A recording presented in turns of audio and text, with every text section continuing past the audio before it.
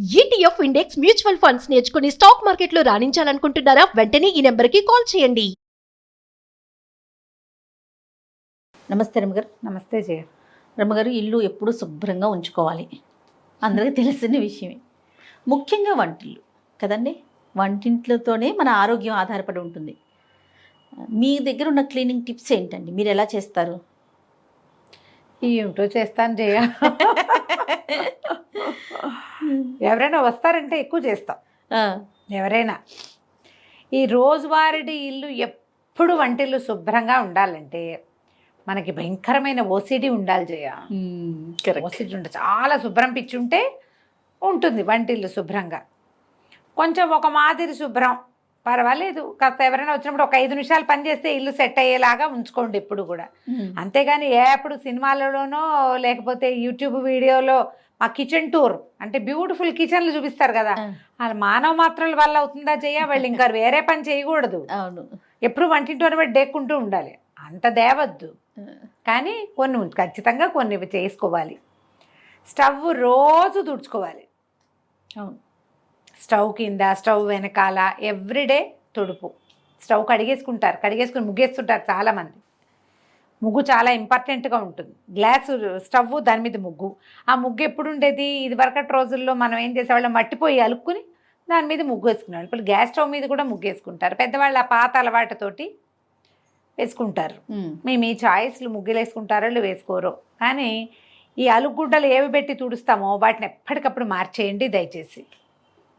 అలుగుడ్డల్లోనే ఎక్కువగా బ్యాక్టీరియాలు ఉంటాయి. వాటిని ఉతికేసుకోవటం, ఎప్పటికప్పుడు ఫ్రెష్ శుభ్రమైన క్లాతులు వాడుకోవటం. ఏంటి చుడిదార్లు అవి ఇవి వేసుకుంటారు పిల్లలు, చున్నీలు, పల్చటి కాటన్ పీసులు కట్ చేసి పెట్టుకోవటం, తుడుచుకున్నాక బయట పారేయటం. సేపు అవే గుడ్డలు మురిగ్గా ఉండకూడదు. ఈ మురిగ్గా ఉండే బట్టలు చేతితో పట్టుకున్నప్పుడే మనకి ఎక్కువ ప్రాబ్లమ్స్ వస్తాయి. ఎక్కువ ప్లాస్టిక్ సామాన్లు చేర్చుకోవద్దు. ఇప్పుడు మనకి ఏవో ఒకటి వస్తుంటాయి బయట నుంచి, డబ్బాలు బాగున్నాయని ఉంచకండి. ఉంచుతారు కదా, అవన్నీ మళ్ళీ తోముకుని ముంచుకుంటూ ఉండటం. ప్లాస్టిక్ వస్తువు డబ్బాలలో తిండి సామాగ్రి నిలవబెట్టకండి. పప్పులు ఉప్పులు ఏమైనా పెద్ద ఎత్తున కొనుక్కునేటట్టుంటే ఎప్పటికప్పుడు వాటిని ఎండలో పెట్టుకుని డబ్బాలో పోసుకోండి. చిన్న డబ్బాలు చేతికి అందుబాటులో పెట్టుకోండి. ఈ డబ్బాలు తీసేటప్పుడు మనం ఇక్కడ ఏదో వేస్తాం, చెయ్యి పైకి వెళ్తే తడి చెయ్యి తగిలి వాటికి మరకలు పడతాయి. ఒక డే పెట్టుకోవటం, నెలకు ఒక్కసారి మొత్తం డబ్బాలన్నీ తోమించుకోవటం, లేకపోతే ర్యాకులన్నీ శుభ్రంగా తుడుచుకోవటం. నెలకు ఒక్కసారి ఖచ్చితంగా ఫుల్ కిచెన్ క్లీనింగ్ చేసుకుంటే బాగుంటుంది. మీ వల్ల అవుతుందా? అదో రకంగా చూస్తున్నావు నువ్వు నాకేసి. నెలకు ఒకసారి నేనైతే ఆ టిప్ ఫాలో ఉంటాము గారు. ఎప్పుడు అయిపోతే అప్పుడు ఆ డబ్బా క్లీన్ చేసేసి కడిగి ఎండబెట్టి పెట్టేసుకో. అలాగే ఇప్పుడు నెలకు సరిపడానే ఉంటాయి కదా జనరల్గా. అదే ఏదైనా ఒక డబ్బా ఖాళీ అయితే ఆ డబ్బా కడిగి తుడిచేసుకుని ఫ్రెష్ వస్తువు పోసుకోవటం. సరుకుండగా పొయ్యము అంతే. ఖాళీ అయిన డబ్బాలో యాజ్ ఇట్ ఈజ్గా పోయొద్దు, ఆ డబ్బా కడుక్కోవాలి. ఒకటి ఉంటుంది గారు అమ్మగారు, మనం తెప్పించుకునేటప్పుడు ఒక 3 కిలోలు 4 కిలోలు 5 కిలోలు తెప్పించుకుంటాం, చిన్న డబ్బాల్లో పోసుకుంటాం కదా. అవును, అది ఒక్కొక్కటి తొందరగా అయిపోయినప్పుడు మళ్ళీ దీన్ని క్లీన్ చేసుకోవాలి. అట్లా పోసుకోవటం బెటర్ అనిపిస్తుంది. చేసుకోవాలి. ఇప్పుడు ఆ డబ్బాలే కాదు, ఈ నెల చేసుకునేది ఏంటంటే ఈ ఇంతవి అంతవి మిగిలిపోయినవి, కాస్త కుస్తా పురుగు చూసినవి, డబ్బా మాసిపోయింది, ఇవన్నీ కూడా జనరల్గా పీరియడ్స్ స్నానం అయిపోయాక అన్నీ ఒకసారి క్లీన్ చేసుకుంటారు కదా, అప్పుడు అలాంటివి చేసుకోవాలి. కిచెన్లో చేతులు తుడుచుకునే టవల్స్ అవును ఎప్పటికప్పుడు ఉతికేసుకోవాలి. ఎక్కువ ఉండాలి, ఉతికేసుకోవాలి. గట్లు తుడుచుకోవడానికి, స్టవ్ తుడుచుకోవడానికి సెపరేట్గా మెయింటైన్ చేయండి. ఈ స్టవ్ తుడిచే దాంతో డైనింగ్ టేబుల్ తుడవకూడదు. అవును, డైనింగ్ టేబుల్ తుడిచేది వేరు, స్టవ్ తుడిచేది వేరు, చేతులు తుడుచుకునేది వేరు, డబ్బాలు తుడుచుకునేది వేరు. చేతులు కూడా తడి చేతులు తుడుచుకునేది వేరు, మళ్ళీ పొడి చేతులతో పట్టుకునేది వేరు. ఇన్ని వేరుగా ఉండాలి గ్యారంటీగా.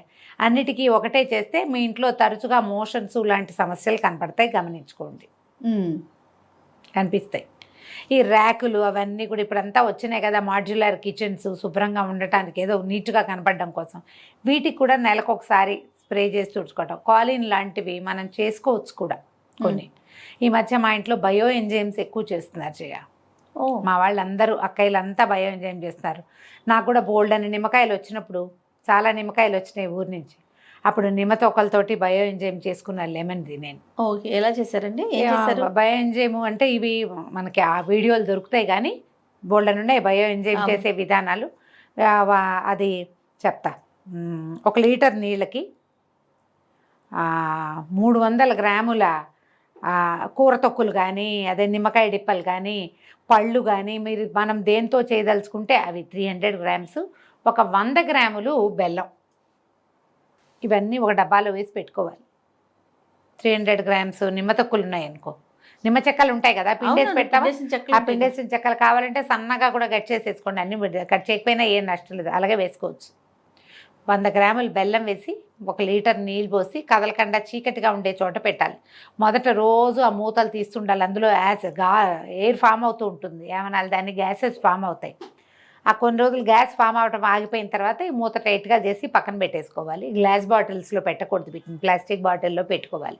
నేను ఊరికే రఫ్గా చెప్తున్నా, మీరు చూసుకోండి బయో ఎంజైమ్ చేయటం ఎట్లాగా అని. ఆ బయో ఎంజైమ్ చేసిన తర్వాత నాకు ప్రాణం హాయిగా ఉంది, స్టవ్ గట్టు చాలా క్లీన్గా ఉన్నాయి మావి. ఈ డిష్ వాషింగ్ లిక్విడ్ కొద్దిగా వేసి, కొంచెమే ఒక స్ప్రే బాటిల్స్ వస్తాయి కదా, వేసి బయో ఎంజైమ్ వేసి కనుక స్టవ్ గట్టు అవి క్లీన్ చేసుకుంటే నుసమలు తగ్గిపోయినాయి, ఈగలు దోమలు చాలా తగ్గిపోతాయి, వంటింట్లో తిరిగే ఫ్లైస్ సమస్యలు చాలా తగ్గుతాయి. బయో ఎంజైమ్స్ చాలా బాగుంటాయి, చూడండి. మీరు వాటిని చాలా విషయాల్లో వాడుకోవచ్చు, ఆఖరికి వాషింగ్ మిషన్లో కూడా వేసుకోవచ్చు దాన్ని. ఇల్లు తుడిచేటప్పుడు కొద్దిగా ఒక డ్రాప్ బయో ఎంజైమ్ వేసి తుడిస్తే ఇల్లు క్లీన్గా ఉంటుంది. లెమన్ తోటి అయితే బ్రహ్మాండంగా ఉంది, నా దగ్గర అదే ఉంది, నేను వేరే ఏం చేయలే, అంత ఓపిక లేదు. ఈ ఒకటి కూడా బోల్డ్ అని నిమ్మకాయలు వచ్చినాయి, ఆ రసం అంతా తీసి పెట్టా, డిప్పలు వేస్ట్ అయిపోతాయని ఈ పని చేశా. ఓకే, అలాంటివి ఏమైనా అలవాటు చేసుకోండి. హౌస్ క్లీనింగ్ కెమికల్స్ కాకుండా ఎక్కువ కెమికల్ థింగ్స్ కాకుండా. తర్వాత ఏమో యాపిల్ సైడర్ వెనిగరు, అందులో 2 నిమ్మకాయ తొక్కులేసి నీళ్ళల్లో యాపిల్ సైడర్ వెనిగర్ వేయటం, 2 నిమ్మ డిప్పలు వేసేయటం, అది స్ప్రే చేసి తుడుచుకోవటం. జిడ్డు బాగా కట్ అవుతుంది, క్లీన్గా ఉంటాయి. మనం కాలేజ్ వేసి అడ్వర్టైజ్మెంట్ చూపిస్తాడు ఇట్లా అనగానే కర్రమని సౌండ్ వస్తుంది, ఆ కర్ర సౌండ్ వస్తుంది ఇక్కడ, బాగా వస్తాయి. స్టవ్ గట్లు క్లీన్ చేసుకోవటం ఎప్పటికప్పుడు.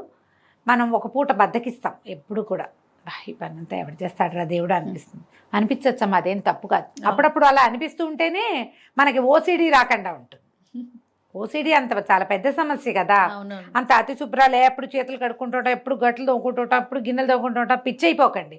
కానీ కొంచెం క్లీన్గా ఉంచుకుంటే ఏంటంటే మనం వంటింట్లోంచి ఆహార పదార్థాలు బయటకు వస్తాయి, పిల్లల ఆరోగ్యము, మన ఆరోగ్యము, దాని అన్నిటికీ దారి కిచెనే కదా. కదా, ఎప్పటిదప్పుడు క్లీన్ చేసేందుకు ఒక ప్రాక్టీస్ ఉంచుకోండి. ఇది నేర్చుకోవాలి. ఎప్పుడైనా ఓసారి చీటింగ్ చేయొచ్చు, once in a while cheating చేయొచ్చు, కానీ రోజు వారడి ఎప్పటిదప్పుడు క్లీన్ చేసుకోవటం. కిచెన్ సింకులు క్లీన్గా ఉంచుకోవాలి, కిచెన్ గట్టు ప్లాట్ఫామ్స్ క్లీన్గా ఉంచకపోతే అనారోగ్యాలు వస్తాయి. వాటిల్లో మనం ఎక్కువగా దొరికేది ఏంటంటే ఇగో motions, vomitings, stomach disturbances, stomach disorders, వాటిల్లోకి వెళ్తాం. కాబట్టి వీటిని కొంచెం చక్కగా ఉంచుకోవటం. చాకులు అవన్నీ, బెల్లం తరిగిన చాకు అలాగే పెట్టేయకుండా బెల్లం తరిగిన చాకుని శుభ్రంగా కడిగేసుకోవటము, లేదా తడి పెట్టి తుడిచేసుకోవటము. ఎక్కువసార్లు చాకులు కడిగితే పదును పోతాయి, అందుకని ఏం చేస్తాము, ఈ చిన్నది ఏదైనా క్లాత్ తడిపి తుడిచేసుకోవాలి. కూరలు తరిగిన, ఉల్లిపాయలు తరిగిన చాకు అలాగే పెడితే వాసన వస్తుంది. తర్వాత ఏమో ఈ మన కూరలు తరిగేందుకు ఇప్పుడు అంతా చెక్కలు, ప్లాస్టిక్లు బోల్డన్ వచ్చినాయి ఇక షీట్లు, వాటిని ఎప్పటికప్పుడు తోమించుకోండి, వాటిలో ఎక్కువ బ్యాక్టీరియా ఉంటుంది. వీటికి కూడా నేను చెప్పిన బయో ఎంజైమ్ వేసి కనుక తోమితే చాలా క్లీన్ అవుతాయి. ఒట్టిని అవన్నీ చావలేము మనం, ఈ బయో ఎంజైమ్లు అవన్నీ ఎవరు చేస్తాడంటే అంటే నిమ్మకాయ డిప్పలు ఉంటాయి కదా, నిమ్మ డిప్పలు నీళ్ళతోటి వాష్ చేసుకోండి. లెమన్ తగిలేసరికల్లా ఆటోమేటిక్గా ఈ యాసిడిటీ వల్ల కొంత క్రిములు అవి పోతాయి. హాట్ వాటర్లో వాష్ చేసుకోవటము. కొంచెం ప్లానింగ్ తోటి ఉంటే కనుక వంటిల్లు క్లీన్గానే ఉంటుంది. ఎప్పుడూ మనం ఆ ధ్యాసలో ఉండాలి. వీటికి ప్రధానమైనది ఏంటంటే బేసిక్ శుభ్రత, వాష్, వైప్. కడగటంతో పాటు తుడవటం కూడా. నీళ్ళు ఓడుకుంటూ పెట్టామంటే ఇబ్బంది. అవును, ఎక్కువగా ఎక్కడ చూస్తామంటే రమ్మగారు, మనం గిన్నెలు తోముకునే పీచులు ఉంటాయి చూస్తారా, అవి వాటిని మార్చుకోవాలి. అవి ఎప్పటికప్పుడు ఎక్కువగా వాసన వచ్చే వాటి వల్లే. అవును, ఏం చేస్తామంటే ఈ తోమిన తర్వాత దాన్ని వాష్ చేయకుండా పెడతారు సబ్బు మీద, అది ఆ ప్రాక్టీస్ ఉంటే మానేసుకోండి. అవును, మానేయండి. జిడ్డు గిన్నెలు తోమటానికి వేరుగా ఒకటి ఉంచుకోవాలి, ఆ, ఎక్కువ జిడ్డు ఉన్నవి. గట్టి పీచు. గట్టి పీచు ఉంటాయి కదా, ఇనపీచులు బోల్డన్ ఉన్నాయి రకాలు. ఏదైనా సరే మీరు ఏది క్లీన్గా ఉంచాలో దాన్ని క్లీన్గా ఉంచకపోతే మనకు సమస్యలే వస్తాయి. గిన్నెలు శుభ్రంగా ఉండవు కదా. అవును. ప్లాన్డ్గా చేయండి. ఓసిడికి లోన్ కాకుండానే మనం హెల్తీగా ఉండొచ్చు. బాగా శుభ్రంగా ఉంటేనే హెల్త్ అని పొరపాటును కూడా అనుకోవద్దు. ఆ, శుభ్రంగా అనేదే పాయింట్. బాగా కాదు, తక్కువ కాదు. మీరు బాగా అయినా మీరు పిచ్చైపోతారు, తక్కువైతే అనారోగ్యం పాలవుతారు. మధ్య మీడియోకర్గా క్లీన్గా ఉంచుకోవాలి. ఈ మీడియోకర్ థింగ్స్ చాలా విషయాలు కూడా, బట్టలకు కూడా విపరీతంగా సర్ఫ్ పోసేయటం, అవును. ఈ డిష్ వాషింగ్ లిక్విడ్ పోసేయటం, అతిగా సబ్బు వాడకము, అతిగా డిష్ వాషింగ్ లిక్విడ్స్ వాడడము, వీటితోటి కూడా క్యాన్సర్లు వస్తాయి. అవన్నీ కార్సినోజెనికే, అన్ని కార్సినోజెనికే. ఏవి మనం వాటిలోంచి బయటపడలేము. శుభ్రంగా కడుక్కోవాలి కదా. ఎన్ని నీళ్ళు పోస్తే కడుగుతాం? ఇంతంత నురుగులు తెప్పించటం, నురుగు పిచ్చి అవును. కొంతమందికి. అవి తగ్గించుకోండి. అవి ఏమంత మంచి పద్ధతి కాదు. ఏమైనా ఇంట్లో బొద్దింకలు లాంటివి ఉంటే అవి ఆహార పదార్థాలకి మీదకి వచ్చేయకుండా బొద్దింకలకి మందు కొట్టించుకోండి, లేదా మందు పెట్టించుకోండి. 5 ఏళ్ళకోసారి 3 ఏళ్ళకోసారి పెట్టేవి కనపడుతున్నాయి. అలాంటిది ఏదైనా ట్రై చేయండి. తర్వాత పదార్థాలకి మూతలు పెట్టడం ప్రాక్టీస్ చేయండి. మెయిన్ అది. బాటిల్స్కి మూతలు పెట్టడం, డబ్బాకి మూత పెట్టడం, గిన్నెల మీద మూతలు పెట్టడం, కాగిన పాల మీద ఒక మూత ఉంచటం. కాఫీ కలుపుకున్నాం, మనం ఒక కప్పు తాగాం, ఇంకో అరకప్పు ఉంది, పని మనిషి వస్తున్నాడు, భార్య ఎక్కడ, దాన్ని ఎత్తున ఒక మూత, ఒక గ్లాసులో పోసాం, దాన్ని ఎత్తున మూత. ఇవి ప్రాక్టీస్ ఉంచుకోండి. ఇవన్నీ హెల్తీ టిప్సే. మనకు తెలుసు, ఏం తెలియదు ఇందులో మనకి, ఉంటాము, ఏం తెలీదు. జస్ట్ కొంచెం ఐడియా ఉంటే సరిపోతుంది. మీ వంటిల్తి శుభ్రతే మీ ఆరోగ్యానికి మొదటి మెట్టు. అంతే కదా.